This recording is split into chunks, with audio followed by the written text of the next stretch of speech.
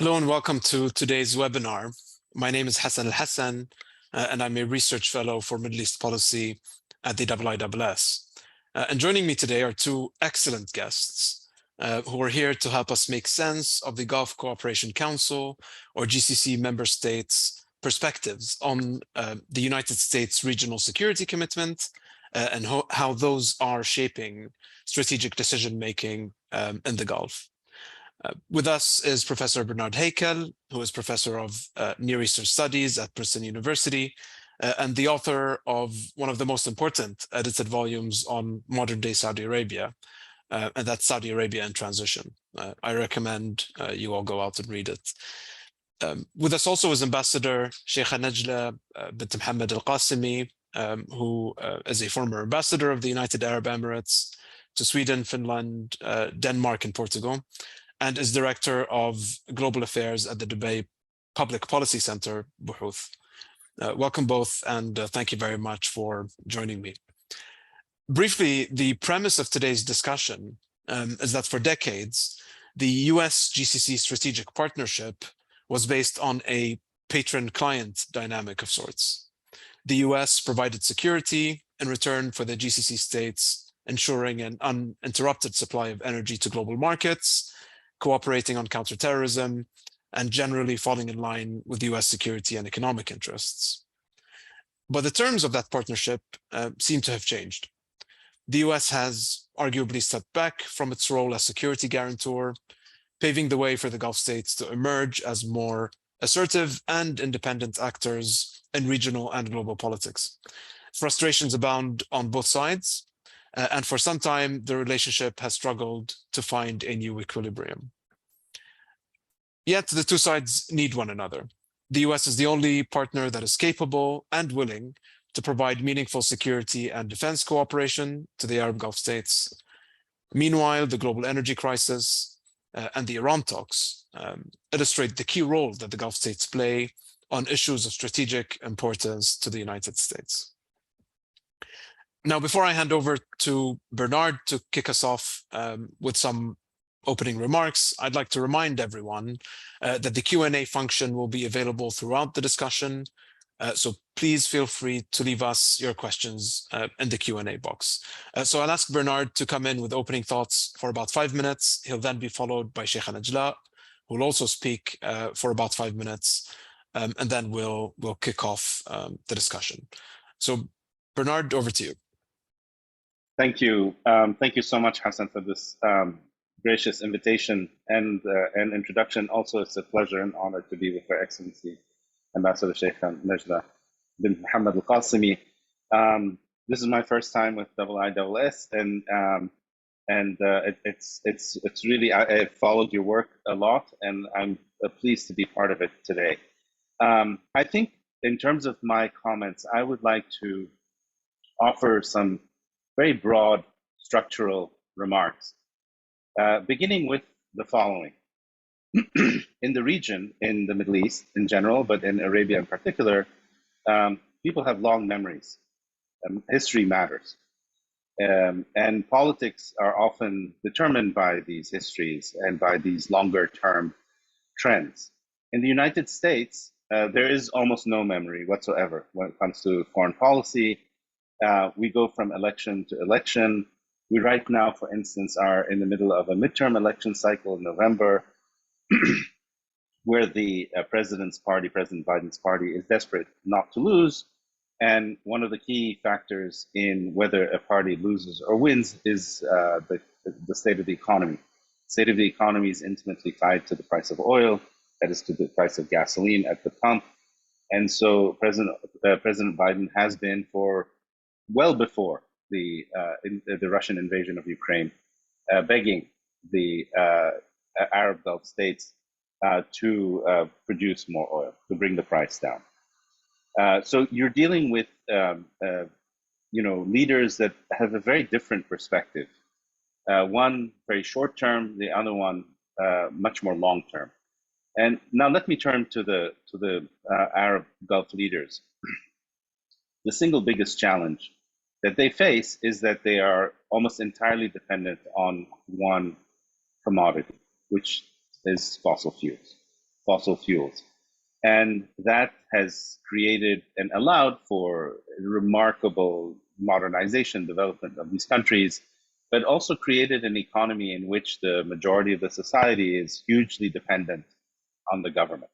And the government plays a central role, in fact, the central role in the economies of all these countries.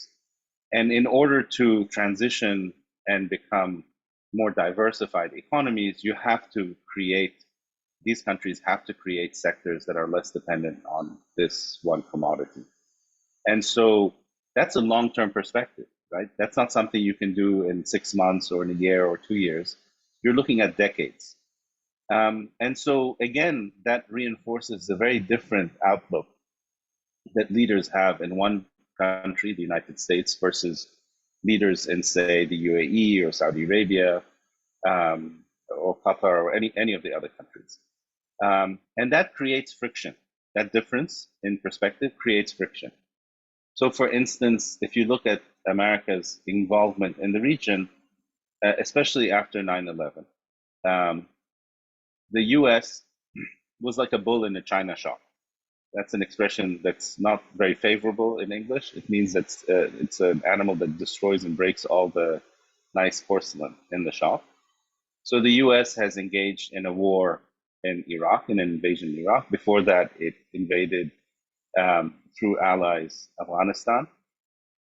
And the Gulf countries, by and large, although they ultimately supported the United States, were against this because they saw this as hugely disruptive of the regional order. And there have been some very serious consequences of that invasion. Iraq is still in chaos, as we can see from recent events. The creation of ISIS or Daesh is a product of the American invasion. The empowerment of Iran is also a product of that invasion. And following with George W. Bush's decision, you had another president, President Obama, who was much more intellectual, much more theoretical. And he felt that, you know, the US needed to move away from the region, needed to bring peace between the big actors of the region, most notably Iran and its neighbors. And that if he could accomplish this, especially through the nuclear deal, that the region would be more stable.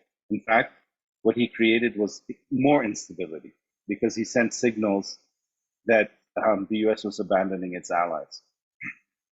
And this is not unique to the Democrats, by the way. Even President Trump was, in his extremely transactional way of dealing with the region, he was not actually a source of calm and stability. And when Saudi Arabia was bombed in September 2019 by Iran, absolutely clear now, he did not come to the defense of Saudi Arabia's oil installations, even though those oil installations are not, I mean, while they are Saudi, they are actually if you like, the property of the entire world, because the entire world's economy depends on the proper functioning of these oil installations. And so now we have, since Trump, another president who seems to be going back to the playbook of President Obama, who believes in some fantastical, magical kind of realism view of the world, that somehow if you cut a deal with Iran, everything will be fine and you'll be able to, America will be able to focus much more on its principal enemy, that is China. Again, it's a view that's, to my mind, is quite bizarre because frankly, if you want to have leverage over China, you would want to maintain a huge influence, the United States that is, in the Gulf, because China is hugely dependent on the fossil fuel resources of the Gulf. So we're dealing with a relationship in which one wants to be in a marriage. Let's say this is the Gulf view. We want to be in a marriage. And the American view is, no, I want to have a different girlfriend every week. That's a very difficult thing to manage, extremely difficult thing to manage. And it's one of the things that has very serious consequences on the region. I think I'll probably end there. Thank you. That's perfect. You're right on time, Bernard. So thank you very much. And that's there's a lot to think about there. But before I pounce on many of the very interesting things that you said, Sheikh Najla, if you could enlighten us with your opening thoughts. Thank you, Hassan, for this invitation, and it was my pleasure to be with Professor Hakel in this session. If I may add to what the professor just said about the region, what I can see or sense in the recent or the last 10 years, probably there is the shift that many countries in the region is trying to take, which is depending heavily on trying to change from the fossil fuel dependency economy into a more sustainable economic model. But unfortunately, being in this region, being surrounded with so many issues on the region, create challenges, not just because of the original or the historical dependency on one product economy, but also create this political situation created the problem for the region in order to develop its possibility to advance in these sectors. I will speak more about United Arab Emirates, and what I see from United Arab Emirates is trying to use its geographical location and its connectivity in order to develop a service sector beside the traditional way of dealing with the economy. That created difficulties in dealing with the international scene, where UAE is trying to advance in its connectivity between East and West, between South and North, and this is probably it's a little bit historical way of managing business here in the United Arab Emirates, and they were quite successful in port business and airline business, and instead of developing that sector, we are faced by political challenges that hinder this situation. Unfortunately, the current situation, which is the United States trying to take, also put more pressure on the region.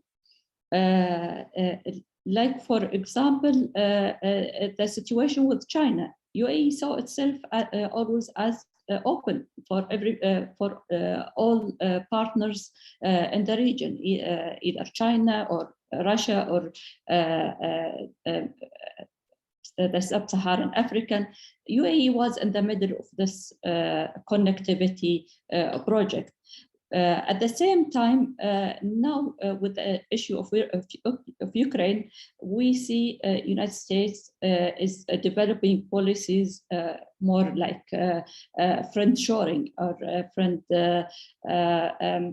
only, either you are with us or against us.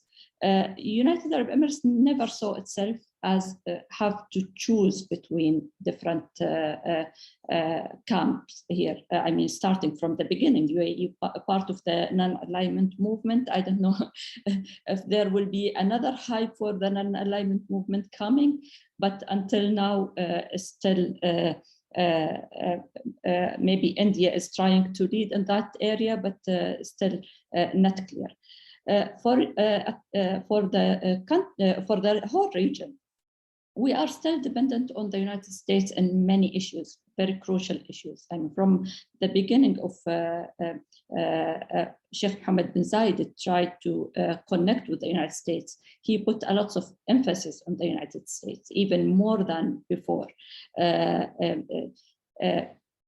At the time of Sheikh Zayed, there was a little bit more balance between, at least between Europe and the United States. But recently we saw more policy leaning toward the United States, even distancing themselves a little bit more from the from EU. even that EU is still important for the United Arab Emirates, but the more emphasis on the United States and security matter, as well in political commitments. But unfortunately, we were faced by, there are two main aspects to this relationship, the security and the political commitment. And we saw a little bit, not full commitment from the American side toward these issues. For security system, it will take ages to change security systems in the Gulf region. Still, we are very heavily dependent on our systems on the United States. When it comes to political commitment, we saw withdrawal from the United States toward, even in the Arabic countries like Syria, Iraq, Yemen. It's more like a reaction to what's happening that we saw in these areas. And of course, it comes the Iran question, which is a very major, there is no consensus, not even in the region, about how to deal with Iran.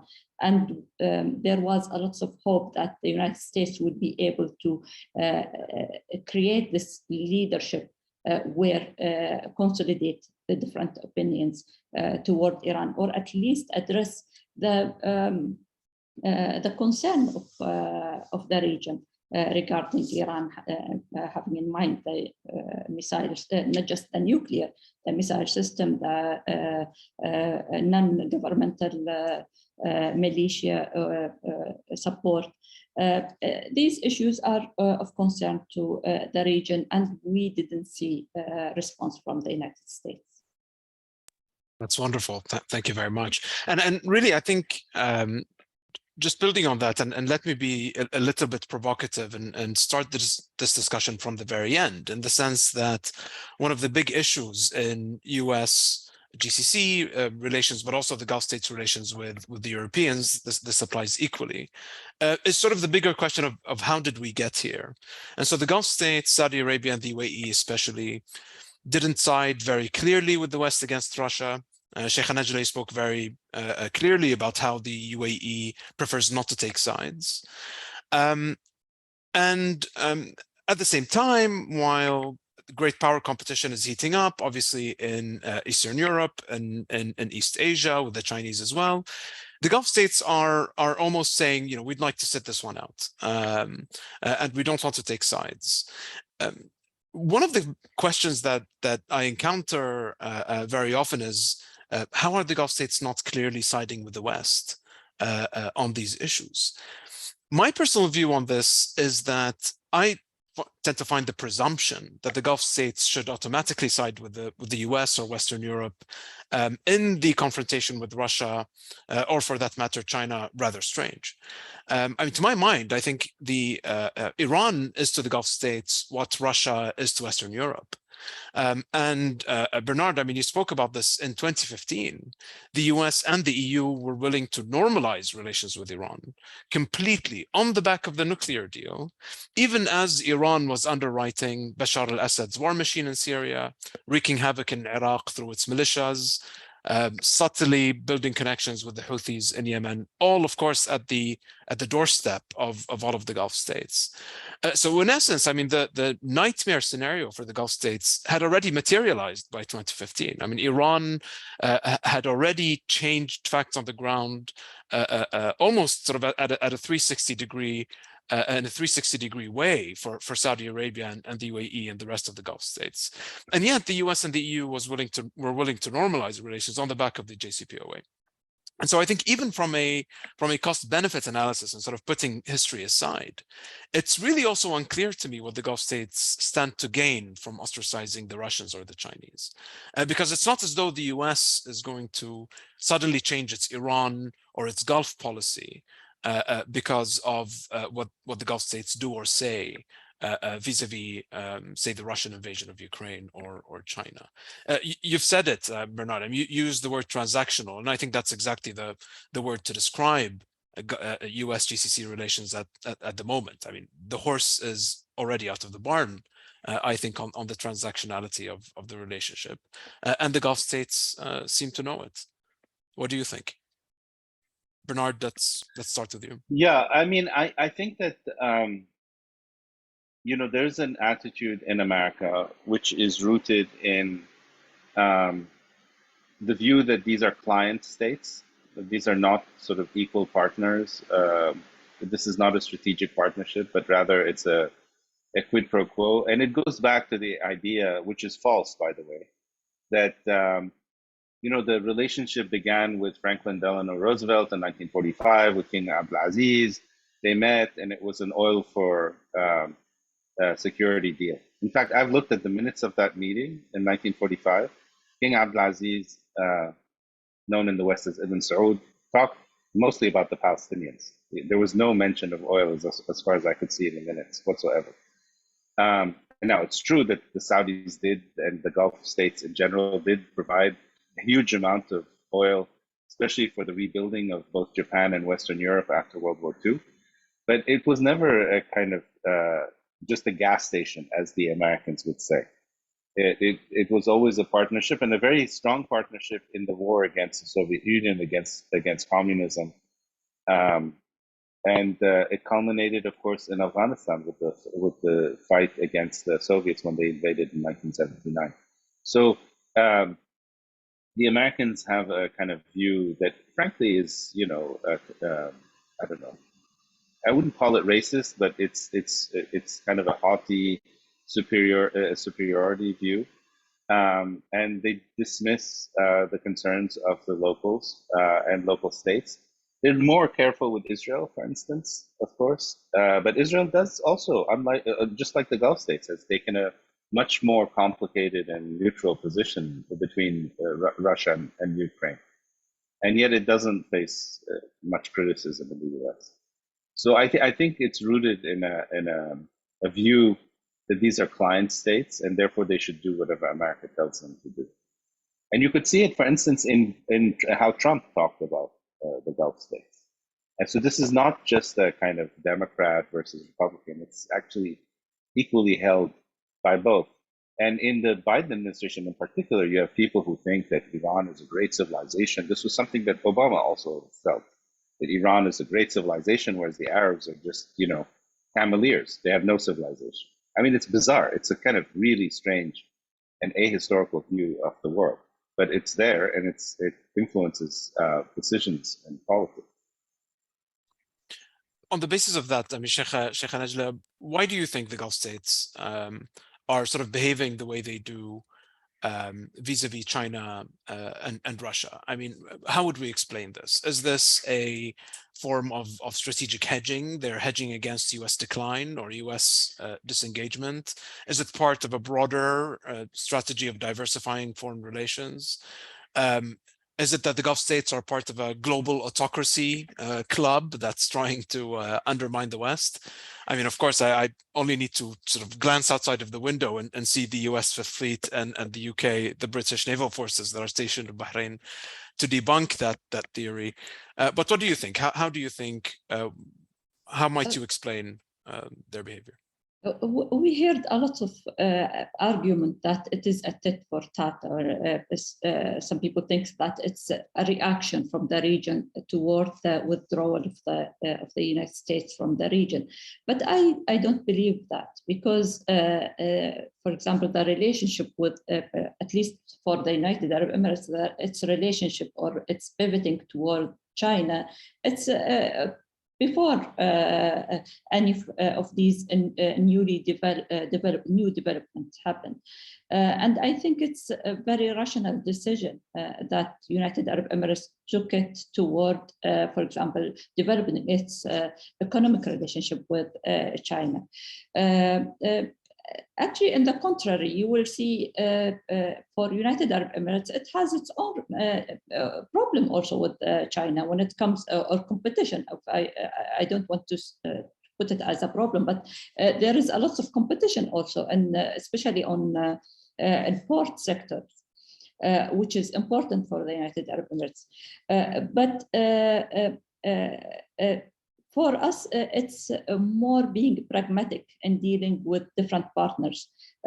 United Arab Emirates still a small country, and we understand that we are a small country. So we have to manage our relationship in that context. But also we understand that we need to develop this country. There is a plan to diverse this economy, and it's a plan in process. If we are creating enemies around us, it's not helpful in this to execute this plan. Also regarding the Ukraine issue, UAE was very clear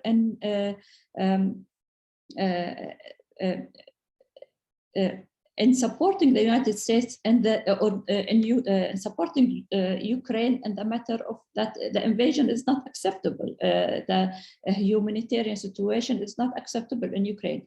But what UAE is trying to emphasize on is that we saw what happened in Syria. Let's not create another situation by arming arming both sides and pushing to war in Ukraine. And this is exactly what's happening now in Ukraine. Arming wasn't the solution. It's always the diplomatic means weren't given a chance in the issue of Ukraine. And this is what UAE criticized, not that in support of Russian army entering the Ukrainian lands. So I think this is how I see it.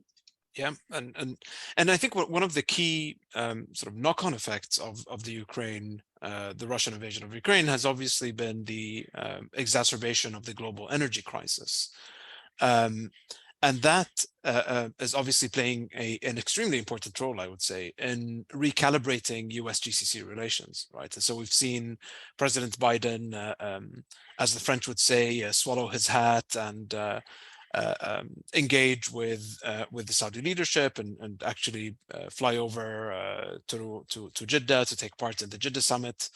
And we're seeing increasing demands from the West for Saudi Arabia, the UAE, and the rest of the OPEC plus states to drive oil policy in one direction. But obviously, the Gulf states are proceeding very conservatively. I mean, we've seen yesterday OPEC Plus's symbolic decision to approve cuts to production quotas. The other big issue, I think, that's also going to be very important in recalibrating US GCC relations is the Iran talks. And as of yet, Iran seems to be dragging its feet. The US, the P5+1 and the Iranians can't seem to agree on, and we're not going to go into the details of that, but there's no agreement in sight anytime soon, it seems. How do you see these two issues driving US GCC relations? It seems to me that the Gulf states are unlikely to proceed in lockstep with US policy and preferences on either issue. So as far as the energy point is concerned, they're clearly very worried about reduction in global oil demand and what that will mean for global oil prices, irrespective of what the US has to say. And on the Iran issue, they haven't really discontinued their bilateral security dialogues with Iran on the basis of hiccups and delays on the Iran nuclear talks, even though the US seemed to be sort of pushing them in that direction. That was definitely the message, for example, that I heard at the IISS Manama dialogue last year, was that the US had an expectation that the Gulf states would calibrate their own bilateral dialogues with Iran to and more closely with how the nuclear talks proceed at the international level. How do you see these two issues deciding on the trajectory of US GCC relations? And I'll start with you this time, Ambassador Sheikha Najla, if you could kick us off. Well, what amazed me on the United States approach to the issue of Iran is that it's fine with the United States to give Iran nuclear technology and postpone the issue of human rights for later negotiation, while the GCC countries has to discuss the human rights issues before supplying them with defensive radar and anti-missile systems. And this, I mean, a little bit, I mean, speaks about how far is the partnership or the commitments of the United States toward the region. And this goes on other issues, like, for example, the missiles, the Iranian missile systems. Once the traditional arms embargo is lifted from existence on the Iranian army, this will be a huge problem for the region. To start with, the region is not threatened by nuclear weapons now from the Iranian side. What we are threatened by is the missile systems, which is already there, which is already exported to non-state actors in the region. And it's developed with a very primitive way in order to create as much destruction as possible. And this is a problem it doesn't seem anybody would like to address at this moment, even that it is crucial for the region. Also, the situation in the countries of the region and how it is affecting us. For a country like United Arab Emirates, we have nationalities from all of these countries around us. And when we ask for security first before thinking about anything else and creating stability in these countries, it doesn't ring a bell on the other side, on the United States. It's they want to go through all the political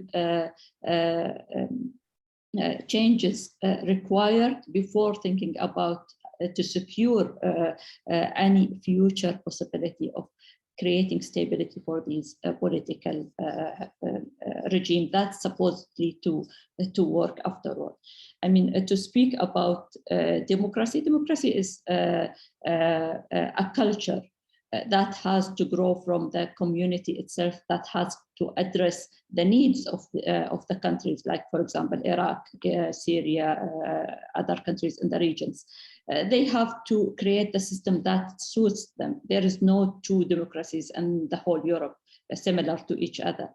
They created their systems from within. So it's the most important thing in the region is to create stability in order for these systems to develop and to address the need of the people of this region.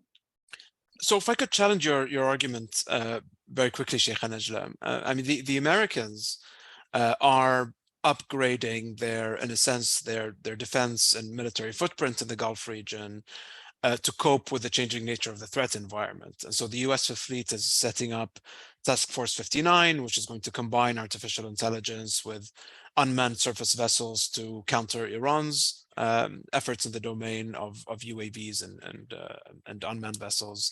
The US-led combined maritime forces are creating Task Force 153, which is going to focus on Bab el-Mandeb and is arguably going to help counter Iran's illicit arms smuggling to Yemen.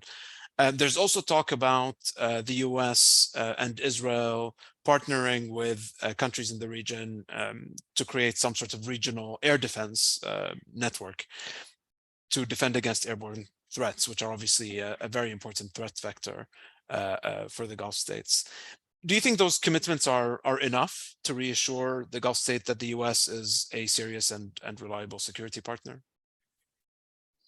We need to see this in action, as a matter of fact. The problem is that when the region needed a reaction from the United States, we didn't see it. To speak about all these arrangements, let me give you an example. During the Trump time, for example, we have, of course, the anti-piracy coalition and Bab el-Mandeb. During Trump, the European thought we can't work with Trump. So they created their own task forces under the EU umbrella. So we have the EU working there, the United Nations working, the American under the referring to the CENTCOM is also working there. We have also some other countries that didn't like to work also with Trump, so they created their like-minded group, Canada, Australia, and New Zealand, to secure the bypass for their own ships on Bab el-Mandeb. All of these task forces, there is a lot of arrangements, how they can coordinate with each other. Are they given the mandate to counter Iran, for example? Most of these arrangements are to counter piracy, to secure shipment through Bab el-Mandeb. But how far they are there with a mandate to counter Iran, for example? That's a very good question. And I think, Bernard, I mean, obviously, you know, Iran is setting aside energy. I mean, Iran is the big sort of factor, especially some would argue, if there is a failure to reach some sort of nuclear arms control agreement that would ensure that Iran constrain its the progress that it's making on its nuclear program.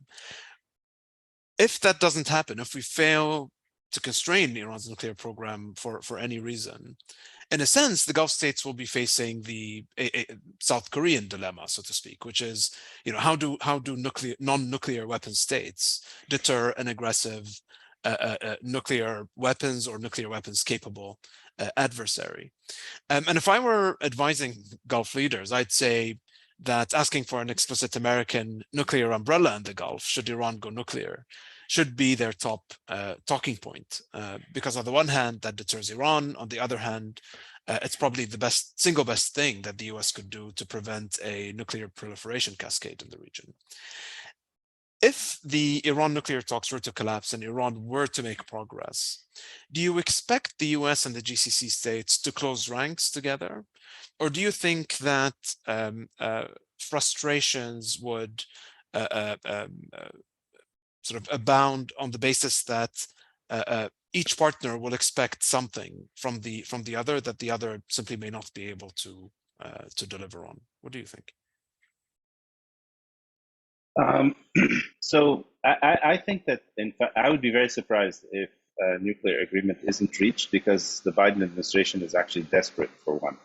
And there's one additional argument that's been added to the mix for why the Biden administration wants a nuclear agreement. And that's because as soon as there is a nuclear agreement, Iran's oil production will increase and be exported.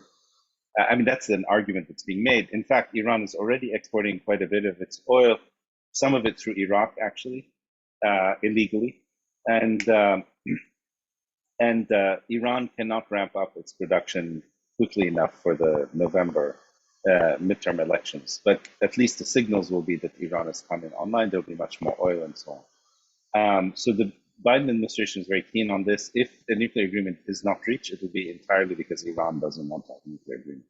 On the question of how Iran, I'm convinced that Iran wants a nuclear weapon and will have a nuclear weapon. The only reason I say this is because this is the only guarantee for the survival of the regime. It's the only reason why North Korea is not invaded, whereas Iraq was invaded and Libya was invaded, because both Iraq and Libya did not have a nuclear weapon. So Iran will have a nuclear weapon sooner or later, or will be very close to one. And the Saudi leadership has been very clear on this, that the minute Iran goes that way, the Saudis will also want to have their bomb. I don't think that actually a nuclear umbrella is, I mean, I'm not an expert on this, but I don't think you can have a nuclear umbrella in such a small region. By the time a nuclear weapon is launched from Iran, you can't deploy anything against it more quickly enough, because it's just a matter of minutes. As the Sheikh mentioned, you know, the Iranians have these missiles and they're extremely There are many of them, and they're very capable, as we saw in attacks, for instance, the one in September 2019. So I think the strategy to adopt for Iran is one of containment, and that's a very difficult strategy to deploy because it requires a lot of coordination and also to see Iran for what it is. So Iran, regardless of who is in power, right, whether it's the Shah or the mullahs, Iran is a country with 80+ million people, highly educated population, a sense of itself as an empire. It wants a sphere of influence. It considers the Gulf to be a sphere of influence, just like Russia considers Ukraine to be its sphere of influence. So you have kind of an imperial mentality in Iran, and by virtue of its size, its weight, its history, it wants to impose itself. Now the question is, how do you come to terms with a power like that? How do you come to an arrangement where you contain the imperial impulse of the Iranians?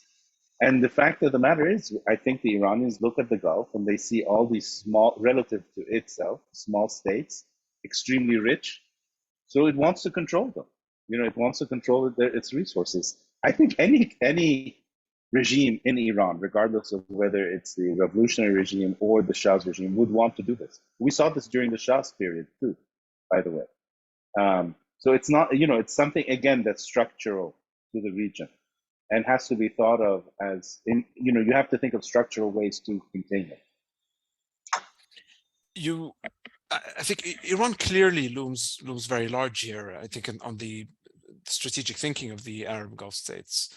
And Sheikh, I'd like to take you back, to something that you said about the Gulf states not wanting to take sides, but and the idea of a non-alignment 2.0. And I want to tie this to Iran. And this is a question that we received from Kabir Taneja from ORF, and who was a visiting fellow here at IISS for a few months. So Kabir's question is, if there were to be a non-aligned movement 2.0, a big if he says, how does Iran's collaboration with China and Russia affect thinking in the region on achieving some level of strategic autonomy and doing more with all of these different, obviously these big powers, but also in sort of walking an independent line on foreign policy? How does the Iran factor affect Arab Gulf states' calculations on these issues?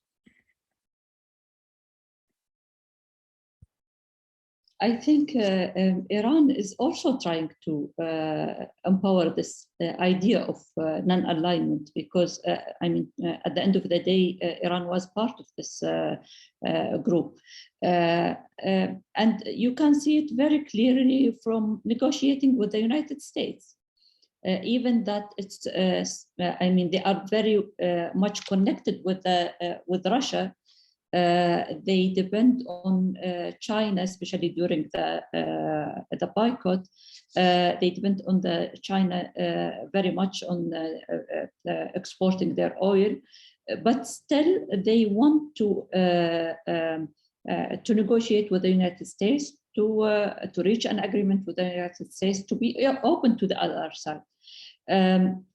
For the Gulf region, I see it more of economic decision, not political, because we are heavily dependent on, for decades, our policies were pivoting toward the West. And through these continuation, as Professor Haeckel said in the beginning, that we are very committed to our historical relationship. So I don't see that the region would look to the East in order to replace the West. But we prefer to have a more balanced relationship than either you are with us or against us. And this is, I think, what are the leadership here in the region are trying to do. And if I might add, I'd say the Gulf states have also wholeheartedly embraced the ethic of decoupling in their foreign relations. And so they're no longer constraining their relations with India based on their relations with Pakistan or vice versa. Same goes, at least so they would like, for their relations with Russia or China, with the United States, and again, vice versa. The one key component of, I think, any containment or deterrence strategy now seems to be the Israel factor as well. And Israel is now more increasingly and more directly a factor in the US GCC relations on one level, thanks to the Abraham Accords, but also in the regional security equation. Bernard, what would it take for Saudi Arabia to sort of take the next step of normalizing relations with Israel? Would greater cooperation on air defense be enough? Are the Saudis holding out for something bigger, something greater? Or is it not about what the Saudis might or might not get, but perhaps an objection on principle, concern over domestic politics, or the way the Saudi population might respond, or something else altogether? What do you think? So, Saudi Arabia is going through a revolution domestically, in terms of social change, in terms of economic change. There's a lot going on, and I think my sense is that the Saudi leadership feels that, to add the Israel factor, normalization with Israel, is perhaps one too many things for the population to deal with. Especially since there are two other factors. One is the population. Many people in the population do not want to normalize with Israel as long as the Palestinians are denied their rights. And, the Saudi leadership, like all leadership in the Gulf, has to be responsive to the population. It cannot totally ignore the population. And the second factor is that Saudi Arabia has a long history of trying to reach a peace agreement between the Arabs and the Israelis. Virtually every plan, serious plan, from King Fahed's time through the King Abdullah plan, has been, to try to end the conflict with the Israelis on the basis of a Palestinian state that would be negotiated by the Palestinians and the Israelis. And every time the Saudis have offered something like this, the Israelis have rebuffed or even insulted the Saudis by ignoring the proposal. So the Saudis, have to, I think, take into account their own efforts historically for trying to reach an agreement with Israel. And they just can't they can't, as it were, pretend that none of that history matters or has happened. And we're going to normalize. But the one thing I will also add is that, had it not been for Iran, we wouldn't be seeing this rapprochement that we see between Israel and various Arab states. And the Iranians have done a huge favor to the Israelis. And because their threat to the other Arab countries has made enemies come together against it. And I wouldn't be surprised if Iron Dome, for instance, which is the Israeli-American system of defense, that it be deployed sooner or later in the Gulf, because it's much cheaper to use than the Patriot missile battery, which is the only system that really the Saudis, for instance, have. And when, as the Sheikh, I think earlier alluded, when the Gulf countries wanted more Patriot missile batteries to defend themselves against Iranian missiles, the Americans were not willing to give them. In the case of Saudi Arabia, they had to get them from Greece.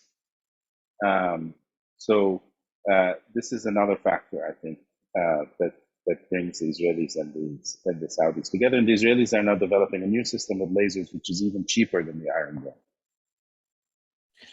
And I think there are already some rumors, but to date unverified, that there have been deployments of some Israeli radars potentially in some of the Gulf states. But I guess my follow-up question for you, Bernard, is: do you think, not sort of keeping in mind all of the domestic political constraints that the Saudi leadership faces, but also the weight of history, the weight of Saudi diplomacy in trying to achieve at least a partial restoration of Palestinian rights and an end to the conflict? Keeping in mind all of those constraints, do you think that the Iranians, that at some point, where do you think this, is there a line where the threat from Iran becomes so great that the Saudi leadership decides that it's worthwhile to take the step of normalizing relations with Israel in order to counter that threat from Iran. Do you think the Saudis have a clear idea in their mind what that line might be, or not? Yeah, I don't think you need to normalize with Israel to collaborate on defense and intelligence, and that's happening already anyway.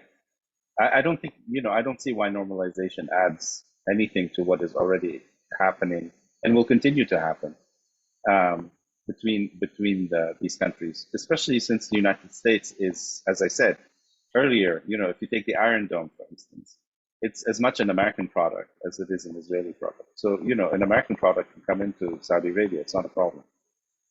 I guess the assumption that was underpinning my my question was that the Israelis and potentially the Americans would want to calibrate the extent of their defense partnership and cooperation, or at least tie it to some degree to the question of diplomatic recognition. But again, that's just an assumption and it's an unknown, and let's wait and see.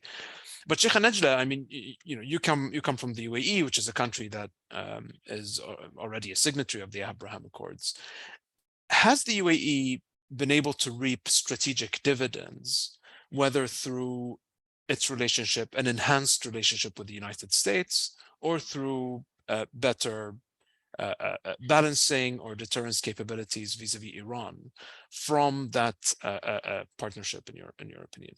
Has it made US-UAE relations, for example, all the much stronger than they were? I don't think it made the relationship stronger, but I think it helped in putting more pressure on the United States regarding the issue of Iran. Even that, I don't believe that we share typical position between what Israel think of Iran and the United Arab Emirates think of Iran, but at least we share the opinion that it is a threat to the region. And there has to be a countering to its activity, not by using bombs, but at least putting pressure on Iran. And here where the UAE and Israel maybe differ on the method of executing the plan or executing the possible solution for countering the Iranian threat. But we do agree that the United States has to put more pressure on Iran in order to address the regional concern. Maybe Israel is more focused on the nuclear program of Iran, but also they have concern about the non-state actors on the region and the instability that they are creating in Syria, Lebanon, as well as Gaza Strip. And this is of concern for them. How to address this issue, maybe we have a little bit differences. But I think our relationship with the United States is a little bit, could take more dimensions than just the issues of the matter of Iran. One of the questions we received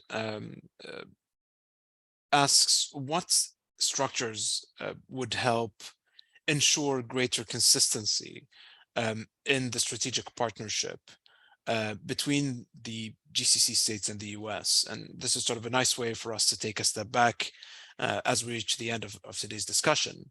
But this goes back really to your opening point, Bernard, on the notion that the US, partly by virtue of its political system, its foreign policy is often beholden to the pace of the electoral cycle.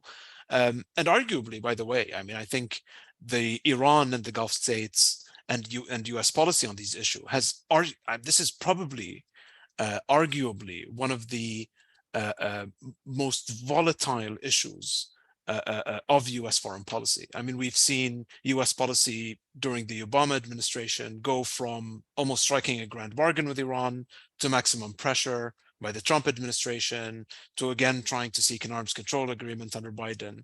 I don't see any other issue on which there has been as much U.S. foreign policy volatility as Iran and the U.S.'s engagement with the Gulf states. And same goes with President Trump having very warm sort of interpersonal relations with Gulf leaders on the one hand, and then President Biden comes in and sort of vows to turn Saudi Arabia into a pariah state. So a lot of foreign policy volatility by the United States on relations with the Arab Gulf states, on the relationship with Iran.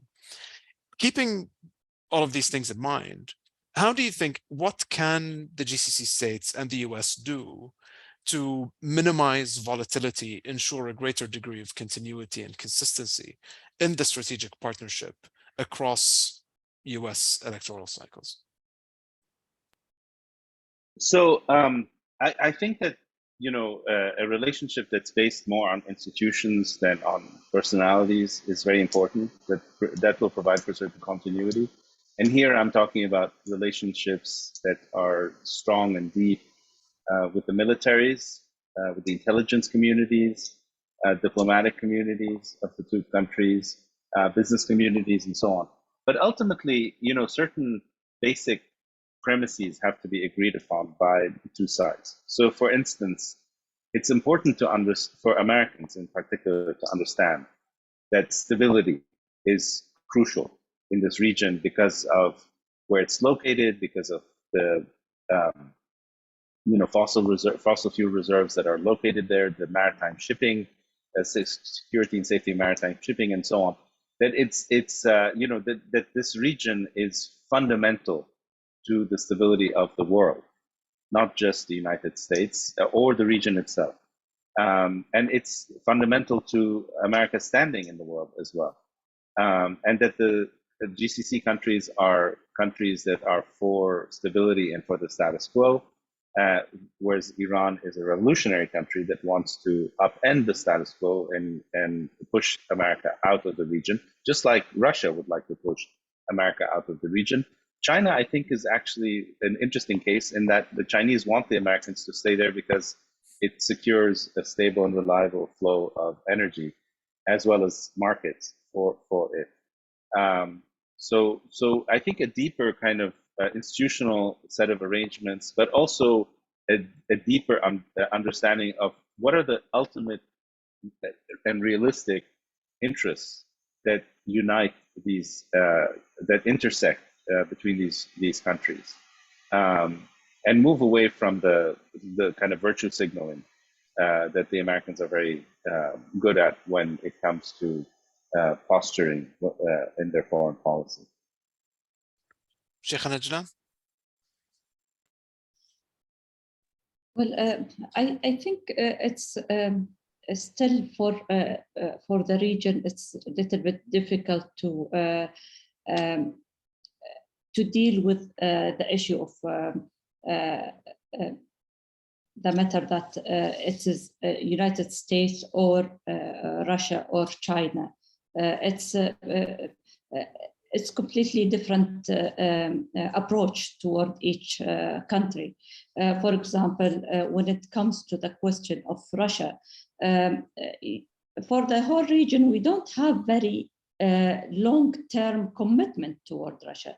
We don't have any strong relationship with Russia. But we do have, for example, the commitment of the OPEC +1 that created this legal commitment toward Russia in the matter of oil. But in the matter of, for example, security, we don't have this kind of relationship. Is it going to be developed in the future? I don't think so, because then you have to change all the radar systems, you have to change the command system in the whole 6 countries in order to be able to work with each other and to work with your new allies in that in security matter. And I don't think that this is a possibility, not in the near future, not even in the long term. So we will continue being working with the other side, not with Russia. As Professor Heikel said, that with China, I don't see China is trying to replace the United States on the region. The main interest of China and the region is economic, and the possibility of having a favorable economic position on the region, if I may put it that way. While maybe our economic system are more similar to the Western system, even more than the Chinese. So in this area, I think there will be also some kind of a problem for us to deal with China to start with in the long term. Yes, maybe we will be able to commit with them in a shorter term and project by project term, but for long term, I don't see that this relationship will take bigger than its current situation. And given the way the Ukraine war is playing out, it's difficult to see how the Russian defense industrial sector could really become a reliable partner for anyone in the region in the near future. But I'm extremely grateful to our two guests, to our two speakers, Professor Bernard Heikel from Princeton, Her Excellency Ambassador Sheikh Najla bint Mohammed Al-Qasimi from Buhuth. Thank you very much for your time and for joining me in today's discussion. And I look forward to seeing you again soon. Thank you everyone for listening. Bye-bye. Thank you.